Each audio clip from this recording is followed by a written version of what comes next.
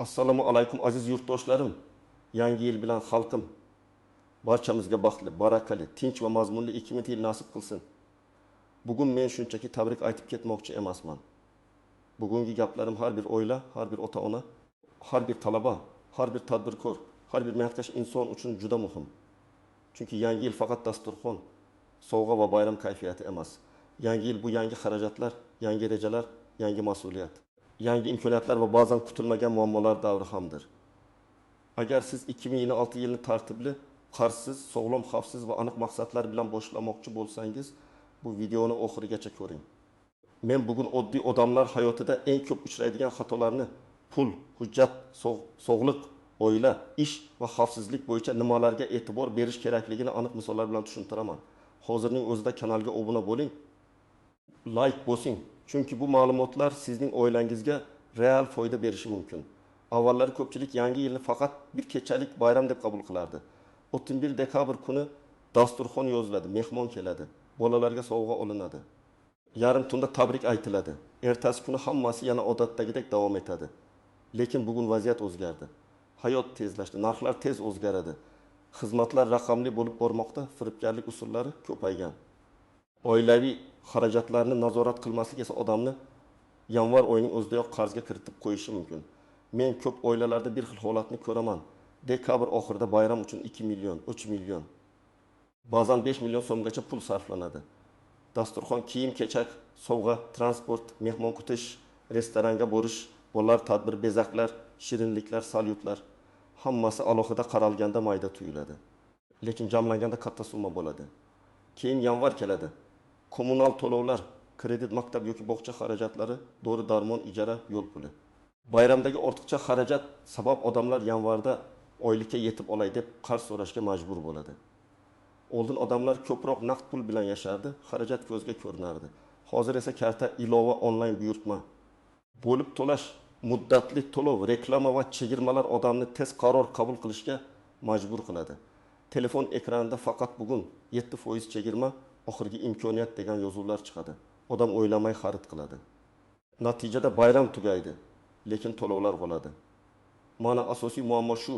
Yangi yilni yaxshi niyat bilan boshlaymiz, lekin rejasizlik sabab birinchi oydanoq bosim ostida qolamiz. Nimani bilish kerak, kim xavotir olishi kerak, kim esa tinch bo'lishi mumkin? Men birinchi navbatda oilaviy budjet haqida gapirmoqchiman.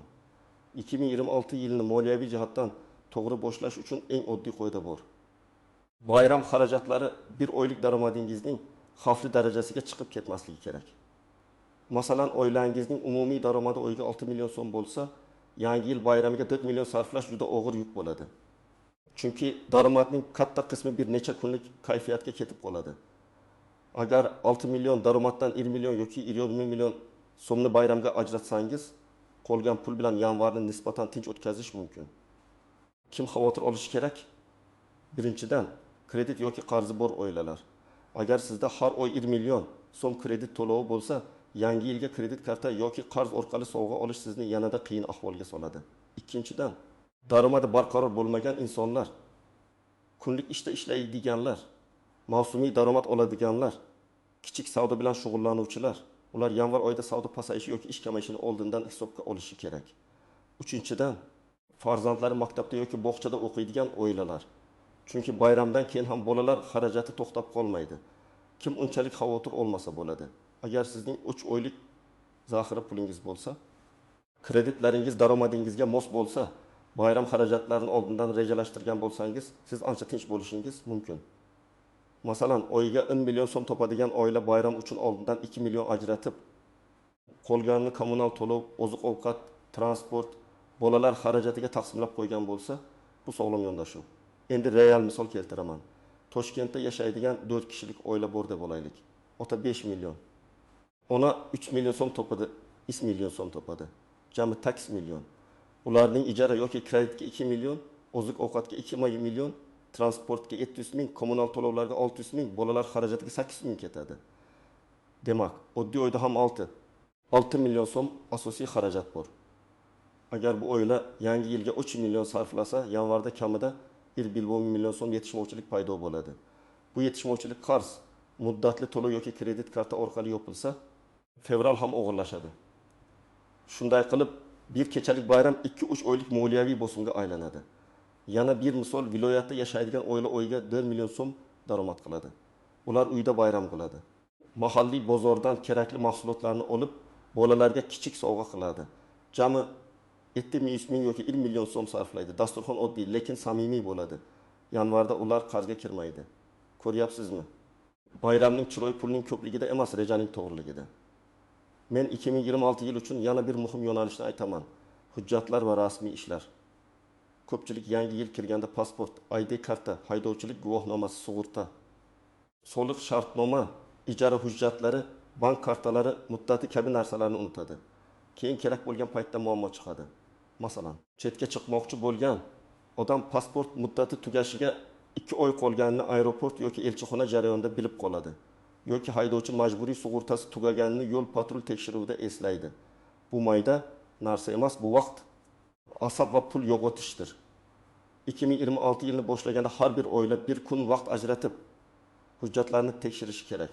ID karta muddati, bolalarning tug'ilganlik guvohnomasi, nikoh guvohnomasi, uy-joy hujjatlari, avtomobil texnik ko'rik va sug'urta holati, bank kartasi muddati, mobil raqam, kimning nomida ekani, elektron hukumatdagi shaxsiy kabinetga kirish imkoniyati. Bular hozir hayotning ajralmas qismiga aylangan.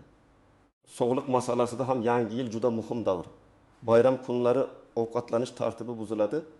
Shirinlik, yog'li taom, gazli ichimlik ko'payadi, uyqu rejimi buziladi. Ayniqsa qon bosimi, qandli diabet, yurak qon tomir muammosi bor insonlar ehtiyot bo'lishi kerak. Men har doim aytaman, bayramda o'zingizni qiynamang, lekin nazoratni yo'qotmang. Agar shifokor sizga tuz, yo'q, shakar yoki spirtli ichimlikni cheklashni aytgan bo'lsa, bir kecha hech narsa qilmaydi deb o'ylamang. Ba'zan aynan bir kechadagi ortiqcha yuk yurak, oshqozon, jigar va bosim bilan bog'liq jiddiy holatlarni keltirib chiqaradi. Yana xavfsizlik masalasi bor. Yangi yil arafasida elektr chiroqlar, isitish moslamalari, gaz plitasi, pesh, bezaklar, bolalar o'yinchoqlari ko'proq ishlatiladi. Agar simlar eski bo'lsa, rozetka haddan tashqari ko'p qurilma ulansa, yong'in xavfi ortadi. Masalan, bitta rozetkaga archa chirog'i, televizor, isitgich, zaryadlovchi va uzaytirgich ulansa, bu juda xavfli. Ayniqsa uyda bolalar bo'lsa, salyut petarda, ochiq olov, sham, elektr bezaklari alohida nazoratda bo'lishi kerak. Bayram quvonchli o'tishi uchun xavfsizlik birinchi o'rinda turadi. Endi ko'pchilik e'tibor bermaydigan nozik nuqtalarga o'tamiz. Birinchi nozik jihat: chegirma har doim ham tejash emas. Agar siz 500 ming so'mlik narsani aslida kerak bo'lmagan holda 320 mingga oldingiz, siz 120 ming tejadingiz emas, 320 ming sarfladingiz. Bu psixologik tuzoq. Bayram oldidan do'konlar, onlayn marketlar, reklama kanallari aynan shu hissiyotga ishlaydi. Farzandingizni xursand qiling, uyingiz bayramona bo'lsin, o'zingizga sovg'a qiling kabi gaplar odamni shoshiltiradi. Men sizga mutaxassis sifatida aytaman. Xariddan oldin 24 soat kuting. Ertasi kuni ham shu narsa haqiqatdan kerak bo'lsa oling. Agar hissiyot bo'lsa o'tib ketadi. Ikkinchi nozik jihat: sovg'a qiymati munosabat qiymatini belgilamaydi. Ba'zi ota-onalar farzandiga qimmat telefon olib bera olmasa, o'zini aybdor his qiladi. Ba'zi yoshlar turmush o'rtog'iga qimmat sovg'a qila olmasa, xijolat bo'ladi. Aslida esa farzandga eng katta sovg'a mehr, vaqt, e'tibor va xavfsiz muhitdir.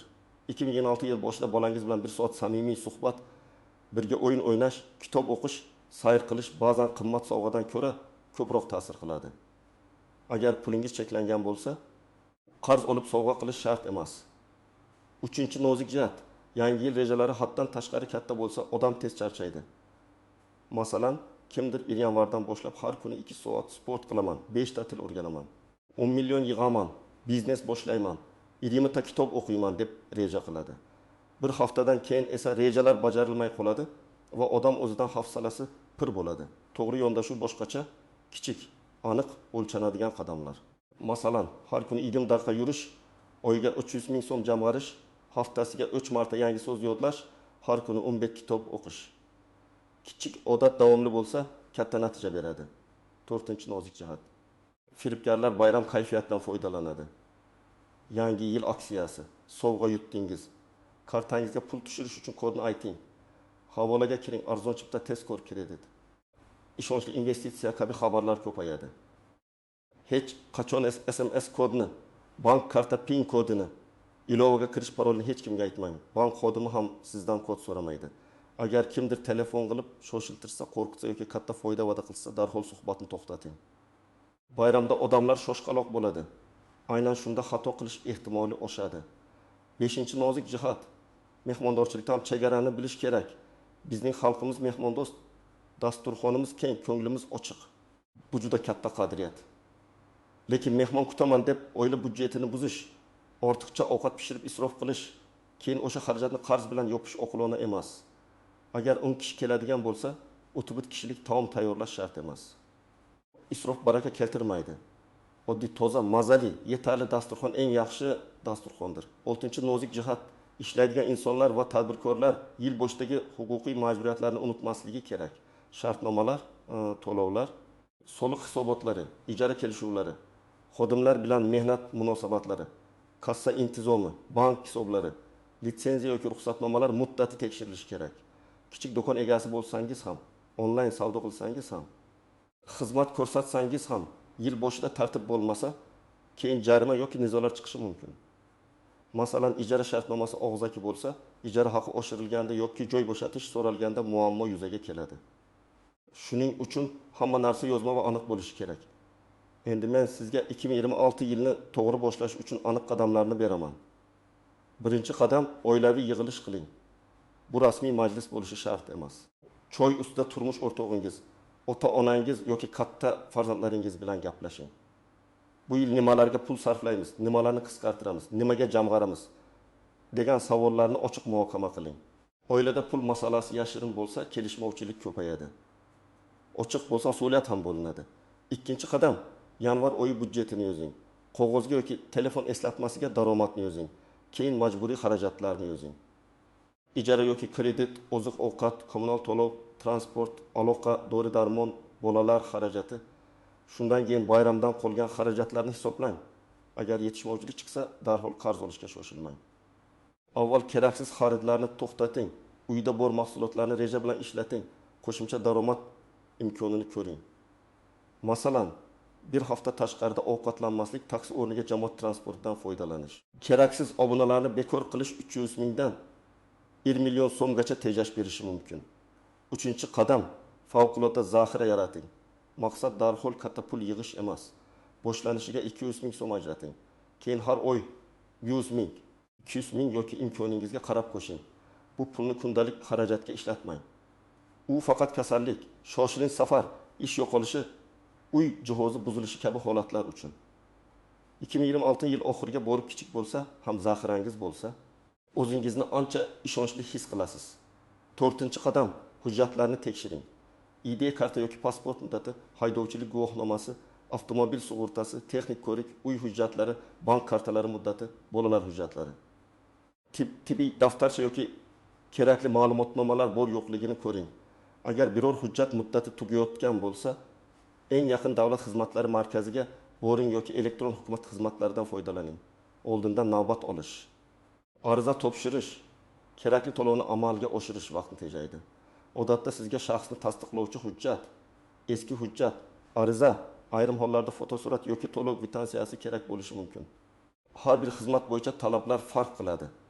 Shuning uchun borishdan oldin rasmiy manbadan tekshirib oling. 5-qadam, raqamli xavfsizlikni kuchaytiring. Telefoningizdagi bank ilovalariga kuchli parol qo'ying. Bir xil parolni hamma joyda ishlatmang. SMS kodlarni hech kimga aytmang. Telegram, Instagram, Facebook kabi tarmoqlarda 2 bosqichli himoyani yo'qing. Agar kartangizdan shubhali pul yechilsa, darhol bankka qo'ng'iroq qiling va kartani bloklang. Telefoningiz yo'qolsa, nafaqat SIM karta, balki bank ilovalari va ijtimoiy tarmoqlar xavfsizligini ham tekshiring. 6-qadam, sog'liq bo'yicha oddiy reja tuzing.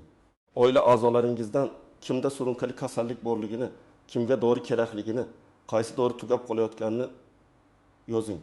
Bayramdan keyin ovqatlanishni sekin-asta tartibga soling. Ko'proq suv iching. Kechasi og'ir ovqat yemang. Piyoda yurishni ko'paytiring. Agar bosim ko'tarilishi, ko'krak og'rig'i, nafas qisishi, kuchli bosh aylanishi, qand miqdori bilan bog'liq muammo bo'lsa, kutib o'tirmay shifokorga murojaat qiling. O'zini davolash ba'zan vaziyatni og'irlashtiradi. 7-qadam, farzandlar bilan yil rejasini gaplashing. Bolaga yaxshi o'qi deyishning o'zi yetarli emas. Aniqroq gapiring, qaysi fan qiyin, haftada necha marta takrorlash kerak. Telefon va o'yin vaqti qancha bo'ladi? Sport yoki to'garak bo'ladimi? Kitob o'qish tartibi qanday bo'ladi? Masalan, har kuni matematika 20 daqiqa, ingliz tili 25 daqiqa, telefon 1 soat degan aniq tartib bolaga tushunarli bo'ladi. Ota-ona o'zi ham bu tartibga hurmat qilish kerak. 8-qadam. Ish va daromad bo'yicha reja qiling. Agar maoshingiz yetmayotgan bo'lsa, faqat narxlardan shikoyat qilish bilan vaziyat o'zgarmaydi. Yangi ko'nikma o'rganish, qo'shimcha xizmat ko'rsatish, hunar, onlayn ish, til o'rganish, malaka oshirish haqida o'ylang. Masalan, tikuvchilik biladigan inson kichik buyurtmalar olishi mumkin. Avtomobil tuzatishni biladigan odam dam olish kunlari qo'shimcha xizmat qilishi mumkin. Talaba tarjima dizayn, montaj, repetitorlik orqali daromad topishi mumkin. 2026 yilda eng muhim kapital bu bilim va ishonchli obro' bo'ladi. 9-qadam. Qarz masalasi tartibga soling. Kimdan qancha qarzingiz bor, qachon qaytarishingiz kerak, foiz bormi, yozib chiqing. Agar qarzni vaqtida bera olmasangiz, yashirmang. Oldindan gaplashing, muddat so'rang, aniq reja ayting. Qarz berayotgan bo'lsangiz ham oila byudjetga zarar yetkazadigan darajada bermang. Do'stlik va qarz masalasida aniqlik bo'lmasa, munosabat buzilishi mumkin. Katta summalarda yozma kelishuv qilish uyat emas. Bu mas'uliyat. 10-qadam. Uyingiz xavfsizligini tekshiring. Gaz plitasi, isitgich, elektr simlari, uzaytirgichlar, archa chiroqlari, suv krani, eshik qulfi, deraza bolalar uchun xavfli buyumlar. Agar uyda keksa inson bo'lsa, dori-darmon joyi aniq bo'lsin. Agar kichik bola bo'lsa, gugurt, pichoq, kimyoviy vositalar, mayda batareyalar qo'l yetmaydigan joyda tursin. Bular oddiy ko'rinadi, lekin ko'p baxtsiz hodisalar aynan oddiy e'tiborsizlikdan kelib chiqadi. Men ekspert sifatida bitta narsani alohida ta'kidlayman. 2026 yilni mukammal bo'lish kerak deb emas, tartibli bo'lish kerak deb boshlang. Mukammallik odamni charchatadi. Tartib esa odamga kuch beradi. Har bir kun ideal bo'lmaydi. Ba'zi kunlar reja buziladi, xarajat oshadi, ish yurishmaydi, kayfiyat tushadi. Lekin sizda umumiy yo'nalish bo'lsa, yana izga qaytasiz. Yangi yilni boshqalarning hayoti bilan solishtirib boshlamang.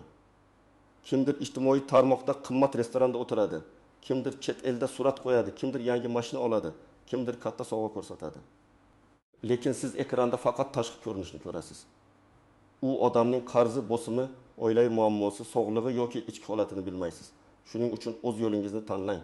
Sizning oilangiz tinch, dasturxoningiz halol, niyatingiz pok, rejangiz aniq bo'lsa, bu juda katta boylik. Men xalqimizga 2026 yilda eng avvalo tinchlik, sog'lik, mehr-oqibat va halol rizq tilayman. Tinchlik bo'lsa, mehnat qilamiz, sog'lik bo'lsa, orzu qilamiz, mehr bo'lsa, oila mustahkam bo'ladi. Halol rizq bo'lsa, ko'ngli xotirjam bo'ladi. Har bir uyda bolalar kulgisi, ota-onalar duosi, yoshlar intilishi, keksalar hurmati bo'lsin. Bugun men yangi yil tabrigini amaliy maslahatlar bilan bog'lab tushuntirdim. 2026 yilni yaxshi boshlash uchun bayram xarajatini nazorat qiling, hujjatlarni tekshiring, sog'liqni e'tiborsiz qoldirmang. Raqamli firibgarlardan ehtiyot bo'ling. Oilaviy budjet tuzing. Kichik bo'lsa ham zaxira yarating va rejalaringizni aniq qadamlar bilan boshlang. Yangi yil bilan aziz xalqim, barchamizga baxtli, barakali, tinch va omadli 2026 yil bo'lsin. Siz 2026 yildan eng ko'p nimani kutyapsiz? Oilangiz, ishingiz, sog'lig'ingiz yoki orzularingiz bo'yicha qanday maqsad qo'ydingiz? Fikringizni izohlarda yozib qoldiring. Agar video foydali bo'lgan bo'lsa, like bosing, yaqinlaringizga ulashing va kanalga obuna bo'ling. Men esa siz bilan yana foydali mavzularda uchrashaman.